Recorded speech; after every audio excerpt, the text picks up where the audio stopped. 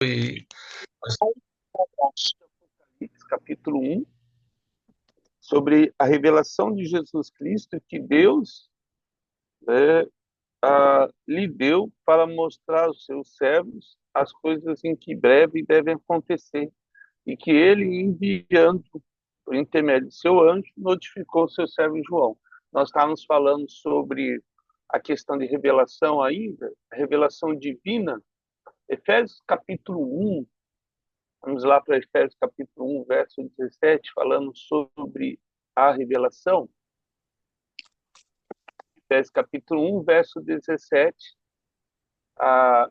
Na apostila tem alguns, vários mais, né, textos.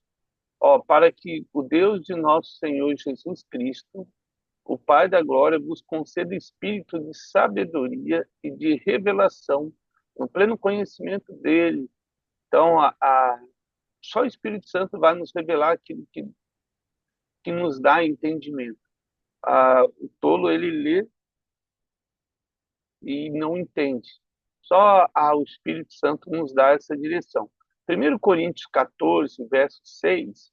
Vamos lá para 1 Coríntios 14, verso 6.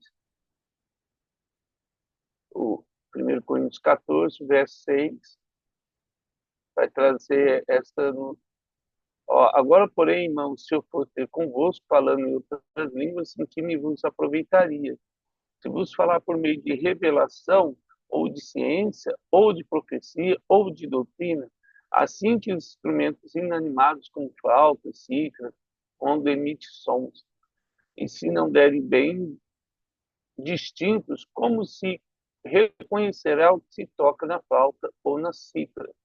Então, o que o apóstolo Paulo está falando? Aquilo que não é de Deus e que não é bem revelado traz essa confusão. Por isso que, infelizmente, nós vivemos um período aí onde essa questão da interpretação se torna muito confusa. O homem tem se apropriado aí e, na verdade, a Bíblia não deveria ter tantas interpretações, mas por algum motivo aí, nós lemos, outros leem, e cada um começa a interpretar e falar, isso é interpretação. Eu ainda tenho essa dificuldade porque a, na leitura, Deus não permitiria escrever um livro se tivesse aí vários caminhos a ser seguidos. Eu creio que Deus escolheu um único caminho. O problema é que, às vezes, nós direcionamos e as pessoas, cada um, né, busca uma direção, lógico, naquilo que lhe agrada mais. Mas eu acredito que a Bíblia só tenha uma interpretação, e assim, conforme nós vamos estudando, vamos lendo, o Espírito Santo vai orientando. Ainda em 1 Pedro 1,7, vamos lá para 1 Pedro 1,7, tem outros textos, tá bom? Depois você lê, são vários, senão a gente vai ler só nessa primeira palavra aí, já dava um outro estudo. 1 Pedro capítulo 1, verso 7, onde ele diz assim: para que, uma vez confirmado o valor da vossa fé, muito mais preciosa do que o ouro perecível, mesmo apurado pelo fogo redunde em louvor, glória e honra na revelação de Jesus Cristo. No momento em que Jesus foi revelado a nós, tudo aquilo que é eterno, tudo aquilo que é durável, assim como o ouro, e valioso, assim a nossa fé, a nossa crença sobre o Senhor Jesus. E essa revelação de Cristo vai, lógico, trazer várias coisas. E aí, Romanos capítulo 2:5, vamos para Romanos 2:5. O Senhor, ele traz essa questão de todo o ministério de Cristo, Romanos capítulo 2, verso 5. Mas segundo, e aí a tua dureza e o coração impenitente, acumulas contra ti mesmo a ira do dia, a ira para o dia da ira e da revelação do justo juízo de Deus. Ah, Deus vai revelar o juízo dele na segunda vinda de Cristo, vai voltar e aí nós vamos ter tribulação. O livro de Apocalipse, ela já traz o dia do Senhor, esse dia que para muitos será o dia em que a glória do Senhor virá para nos resgatar e para muitos também, infelizmente, será o dia do caminho da condução do juízo. Números 22, 31. Vamos lá para Números 22, 31. Vai falar sobre Balaão. O verso 31. Então o Senhor abriu os olhos de Balaão e ele viu o anjo do Senhor que está no caminho com sua espada desembainhada na mão. Ele inclinou a cabeça e se prostrou com o rosto em terra. A Apocalipse depois a gente vai ver essa questão de Balaão, que ele foi contratado para amaldiçoar o povo de Israel. E por 3 vezes ele tenta lá e não consegue. Aí vai falar sobre a jumenta, e nesse momento Deus revela a verdade dele ali sobre aquilo que deveria ser por meio de uma jumenta.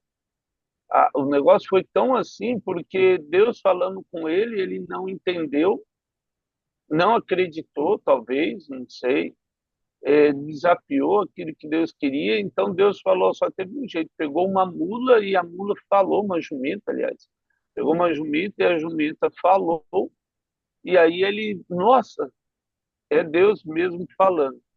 Precisou uma jumenta falar para ele acreditar que quem falava com ele era Deus. Então essa revelação de quem? Revelação de Jesus. Vamos para Mateus 1, 21. Então, nós vamos falar sobre a humanidade de Cristo, sobre a Terra. E aí, na apostila, tem a questão da humanidade, divindade de Jesus. Depois você pode ler lá, o verso 21, e ela dará à luz a um filho que lhe porá o nome de Jesus, porque ele salvará o seu povo dos pecados dele. Então, aí, o povo de Cristo já não tem nada a ver mais com Israel. Ele veio para os seus, mas os seus os rejeitaram. Então, Deus escolheu um povo que não era seu, para chamar seu. É, aquele que foi rejeitado foi acolhido pelos gentios. Então, todas aquelas parábolas que a gente ouve de Jesus, Mateus 24, quando ele fala das bodas do cordeiro e tudo, eu chama um, chama outro, eu não posso porque eu comprei um campo, eu não posso porque eu tenho uma junta de boi, eu não posso. E aí Deus fala para Jesus, vai e chama os coxos, aleijados, pega quem está na rua, os pobres, os miseráveis, os doentes, e traz tudo para a festa. E ainda tinha lugar. Então, Jesus veio para o povo de Israel, mas o povo rejeitou e Deus deu de presente a nós um novo povo. Aí está falando com a gente, né? Os gentios, aqueles que foram escolhidos depois, enxertados, nós fomos enxertados na árvore. Certo? Filipenses 2,7, vamos lá para Filipenses 2,7. Filipenses capítulo 2, o verso 7, ainda falando sobre Jesus, a revelação que Jesus nos traz. O verbo, né? O verbo se fez carne. Antes assim mesmo se esvaziou, assumindo forma de servo, tornando-se em semelhança de homens e reconhecido em figura humana.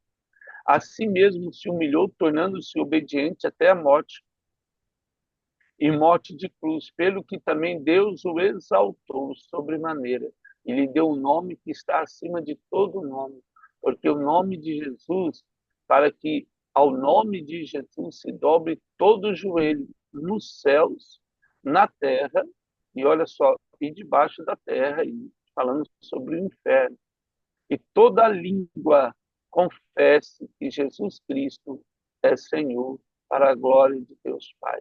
Então, o confessar aí é aquela citação dos demônios, quando chegam e fala sobre Jesus ser o Cristo, e aí pergunta que ainda não é chegada a sua hora, eles falam para Jesus, Jesus manda lançar os porcos,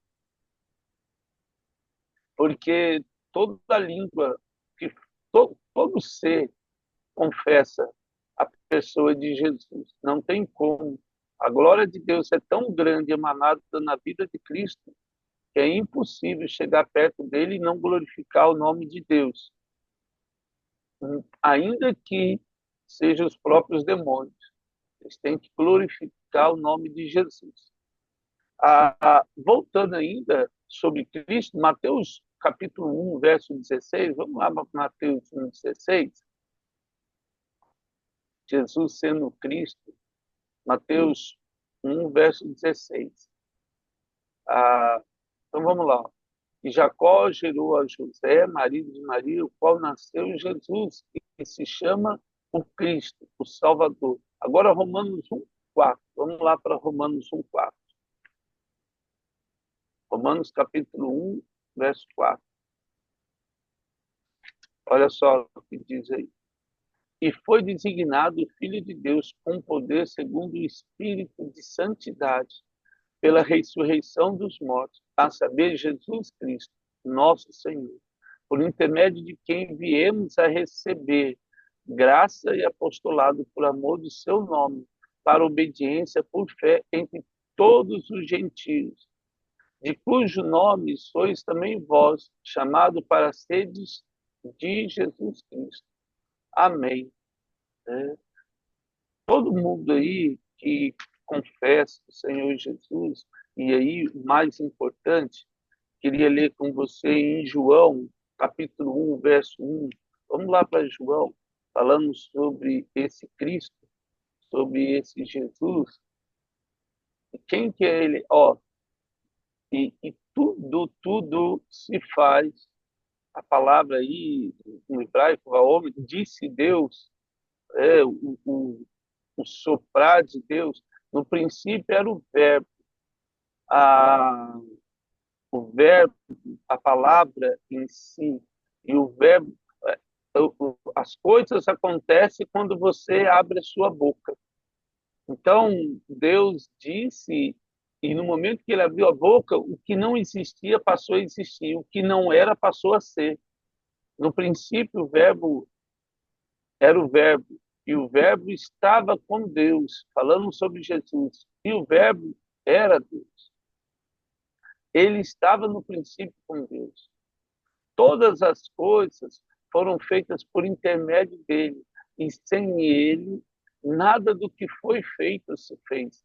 A vida estava nele, e a vida era a luz dos homens. E aí, Salmo vai dizer, né, luz para os meus pés é a tua palavra. Jesus é o caminho porque ele sinaliza, ele é a luz do mundo. A luz resplandece nas trevas, e as trevas não prevalecem contra ela.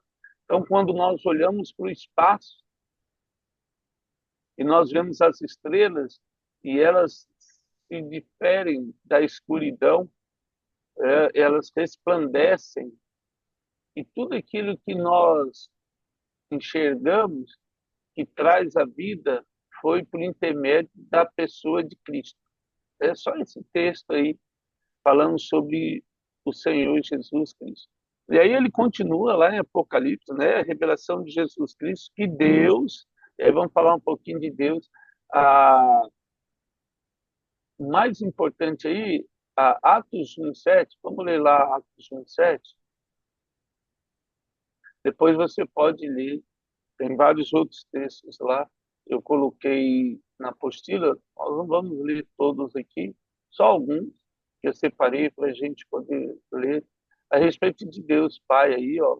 Não vos compete conhecer tempo ou época que o Pai reservou pela sua exclusiva autoridade, mas recebereis poder ao descer sobre vós o Espírito Santo, sereis minhas testemunhas, tanto em Jerusalém como em toda a Judéia e Samaria até os confins da terra. Ah, qual que é a maior pergunta aí da humanidade? É, quando Jesus vai voltar? A Ellen White, a quem criou lá o Adventismo, na verdade não foi bem ela que criou, foi o marido dela, mas tudo bem. Então, entre elas e vários outros, colocaram aí uma data para Jesus voltar e Jesus ainda não voltou. E os próprios apóstolos perguntaram para Jesus, quando haveria de acontecer essas coisas. Daniel perguntou para o anjo, várias vezes a gente leu, quando que haveria de acontecer essas coisas. Então, com relação à data, não, não é importante. Por quê? Porque o que Deus espera de nós é uma mudança de vida. Se, por exemplo, alguém falasse assim, Jesus vai voltar amanhã, dia 15/7/2025. Então, todo mundo ia, lógico, mudar a vida, se preparar e falar, nossa, amanhã Jesus vai voltar. Mas o desejo de Cristo é que eu e você tenhamos esse pensamento todos os dias. Na verdade, todos os dias pensando nisso e falando, nossa, Jesus pode voltar a qualquer momento. A mentira de Satanás é quando nós nos acomodamos com relação a isso. E aí, nesse caso aqui, os apóstolos conversando, perguntando lá, restaurar o reino de Israel, você vê que eles ainda estavam preocupados com isso e a igreja não tem nada a ver com o Israel, é a noiva de Cristo, a noiva não tem nada a ver com os convidados. Os convidados falam de muitas coisas, mas a noiva é a única que pode adentrar nas partes mais íntimas da casa. Ela tem direito ao quarto, ela tem direito ao reino. Os convidados participam daquilo que é para nós. Então, a maior honra foi dada a nós. E às vezes as pessoas falam, a igreja é Nova Israel. Esquece isso, pelo amor de Deus. É, não tem nada de novo em Israel, não. Nós somos a igreja, nós somos a noiva. Israel é Israel e a noiva é a noiva. São duas coisas muito bem distintas e Deus deixou isso bem claro. Então, o que nós vamos usufruir, nós estamos usufruindo, é o Consolador, o Espírito Santo em nós, que nos orienta, que traz essa questão desse Deus que é supremo e poderoso. Marcos capítulo 13, verso 32. Aliás, vamos ler 1 João. 1 João 5,7, acho que vai ser. 1 João 5,7 vai falar também sobre essa autoridade de Deus Pai. Isso aí, 1 João capítulo 5, verso 7. Pois há três que dão testemunho no céu: o Pai, a palavra que é o Verbo, e aí você vê a pessoa de Jesus, a palavra, e o Espírito Santo. Então, assim, tudo que é revelado, que eu tenho na palavra de Deus, que eu tenho na Bíblia, na verdade é o Verbo em si. O Espírito Santo nos permite entender o que lemos. Assim como foi o eunuco, quando Filipe chega perto do eunuco a caminho, ele pergunta ali na carroça, entendes o que ele estava lendo Isaías? Ele, como eu vou entender se não há quem me explique? Ele subiu na carroça e começou a ensinar aquele eunuco. E no final, ele pergunta, e agora? O que eu preciso fazer para ser batizado? Aí ele falou, tem água aí, tendo água, acabou. Foi batizado. Ali ele fez uma aliança com o Senhor. Nossa aliança é uma aliança de batismo, ou seja, morrer para o mundo e ressuscitar para Cristo. Atos 17, 27, vou voltar para Atos 17, 27. Atos 17, 27. Tudo aquilo que Deus nos revela, o verso 27. Então vamos lá. para buscar a Deus. Se porventura tateando o posso achar, bem que não está longe de cada um de nós, pois neles vivemos e nos movemos e existimos, como alguns dos vossos poetas têm dito, porque dele também somos geração. Sendo, pois, geração de Deus, não devemos pensar que a divina ou a divindade é semelhante ao ouro e à prata ou de pedras, trabalhados pela arte e imaginação do homem. Ora, não levou Deus em conta os tempos da ignorância. Agora, porém, notifica aos homens que todos, em todas as partes, se arrependam, porquanto estabeleceu um dia em que há de julgar o mundo com justiça, por meio de um varão, a saber, Jesus, que destinou e acreditou diante de todos, ressuscitando-o dentre os mortos. Então, Deus o ressuscitou dentre os mortos, dando ele toda a autoridade nos céus, na terra e debaixo da terra. Então, não tem como escapar. E o mais legal é que quando Deus fala que Deus não levou em conta o tempo da nossa ignorância, de não saber a verdade de Deus. Tudo isso para mostrar a glória dele. Vamos lá para 1 Colossenses 1,15. Tudo isso para revelar a glória de Deus através de Jesus. Cristo trouxe a pessoa de Deus. Então vamos lá. Este é a imagem do Deus vivo, Deus invisível, o primogênito de toda a criação, falando sobre Jesus. Pois nele foram criados, aí, igual lemos em João, todas as coisas no céu, sobre a terra, as visíveis, as invisíveis, sejam tronos, sejam soberanias, quer principados, quer potestades. Tudo foi criado por meio dele e para ele. Ele é antes de todas as coisas. Nele tudo subsiste. Ele é o cabeça do corpo da igreja. Duas coisas importantes aqui, ó, só antes da gente continuar. Ele era antes de tudo. Satanás conhecia Jesus, porque ele viu Jesus no céu. Satanás estava lá e, infelizmente, está lá ainda, porque nós permitimos, como nós lemos lá em Mateus, em Lucas, a respeito da tentação. Mas quando Satanás se depara com Jesus na terra, é porque ele se esvaziou de toda a glória. Então, assim, ele olha alguém, uma glória, ele viu a glória lá no céu de Jesus. Chega na terra, ele vê um homem sem glória nenhuma, então ele desprezou o que não devia ser desprezado. A humildade de Cristo, isso que é tão tremendo assim. Quando a gente olha talvez para alguém e não deu o devido valor, e às vezes a gente nem imagina a respeito de quem nós podemos enxergar. Tem várias histórias de pessoas assim que foram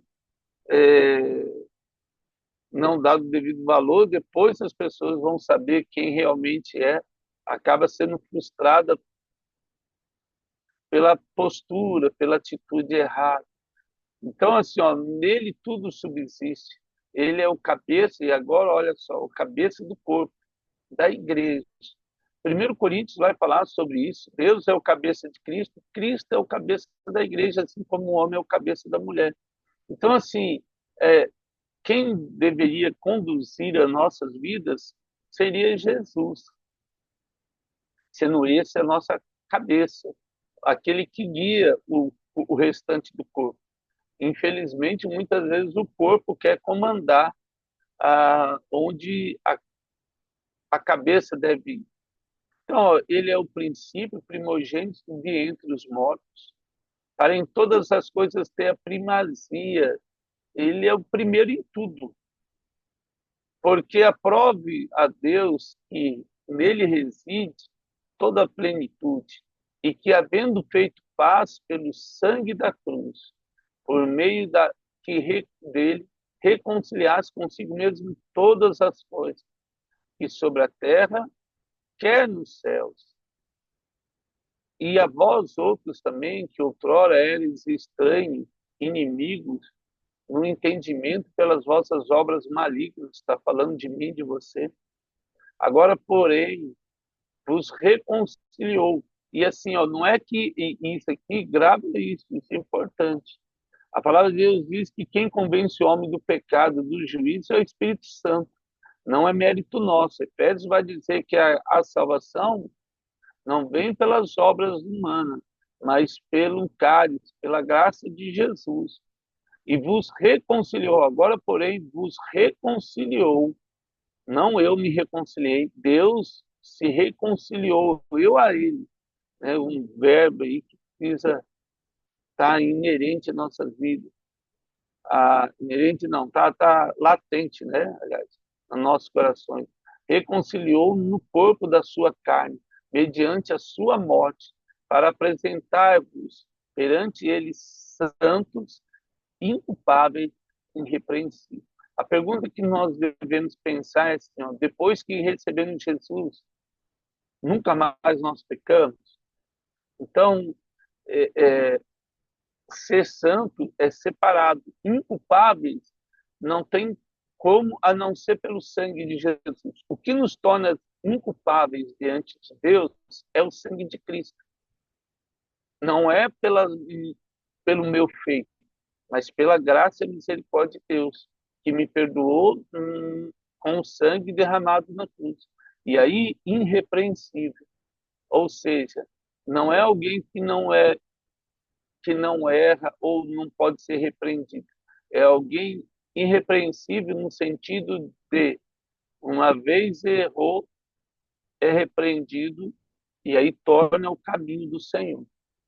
Se é que permaneceis na fé, alicerçados e firmes, não vos deixando afastar da esperança do evangelho que ouviste, e que foi pregado a toda criatura debaixo do céu, do qual eu, Paulo, me tornei aí ministro. Só falando a respeito dessa questão para mostrar aí.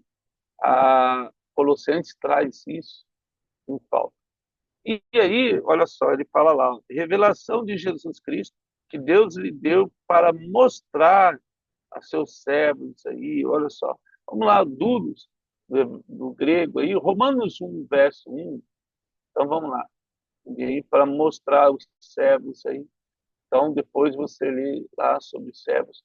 Romanos 1, verso 1. Paulo, servo de Jesus Cristo, chamado para ser apóstolo, separado para o evangelho de Deus. E aí, continua o qual foi prometido, o qual foi por Deus outrora prometido por intermédio dos seus profetas na Sagrada Escritura com respeito a seu filho, o qual, segundo a carne, veio da descendência de Davi, e foi designado Filho de Deus com poder, segundo o Espírito, de santidade pela ressurreição de mortos, a saber, Jesus Cristo, nosso Senhor, por intermédio de quem viemos a receber graça e apostolado por amor do seu nome, para obediência, por fé entre todos os gentios, cujo o número sois também vós, chamados para seres de Jesus Cristo. Eu e você fomos chamados para sermos de Jesus, aí, servos do Senhor. Colossenses 1,7, só para a gente terminar essa questão de servos, e aí, caminhando aí para terminar esse primeiro versículo, ah, então vamos lá, o verso 7 aí, olha só. Segundo fosse instruído por Epáfras, nosso amado como servo, o qual vós outros fiel ministro de Cristo, o qual também nos relatou do vosso amor no Espírito aí. E aí já tem um discípulo do discípulo, e aí ele vai mostrando a respeito daquilo que Jesus estava fazendo na vida das pessoas sendo servo. Então, o servo E na Bíblia, aliás, na apostila eu coloquei vários textos aí, depois você pode ler. Tem momento, a diferença entre servos e escravos, isso é bem legal e é importante também. A gente traz isso aí. Eu vou tentar ser bem prático aqui com relação à apostila para a gente, o texto da Bíblia, para a gente dar destino aí. Mas amanhã a gente termina o verso primeiro e aí já passa para o segundo, só para a gente entender. E legal, dá uma lida lá. Qualquer dúvida você anota, você põe, para a gente poder acrescentar. Geralmente tem muita coisa para escrever mesmo. Amém? Ó, que Deus possa nos tornar esse servo amado, que possamos nos tornar servo com relação ao entendimento, buscar na presença de Jesus a direção, sendo Ele nosso cabeça. E Jesus possa realmente trazer esse coração no nosso coração, possamos ver o propósito dele sobre a nossa vida e o que devemos ser e fazer. Amém? Ó Pai, eu quero colocar esse dia em tuas mãos, pedir que o Senhor nos dê esse coração de servo, um coração humilde, um coração que aprenda a viver nos caminhos do Senhor, um coração que aprenda a discernir entre o certo e o errado, um coração, ó Deus, que se torna ministro daqueles que estão perto, fazendo-nos, ó Deus, realmente um povo diferenciado nesse mundo. Traz tua luz, traz teu discernimento, para que o tempo seja abreviado e nós possamos caminhar em verdade, em justiça e em amor na tua presença, no nome de Jesus. Amém. Amados, que Deus abençoe, que honra estarmos juntos aí, que Deus possa nos iluminar, sendo servos todos os dias aí. Amém?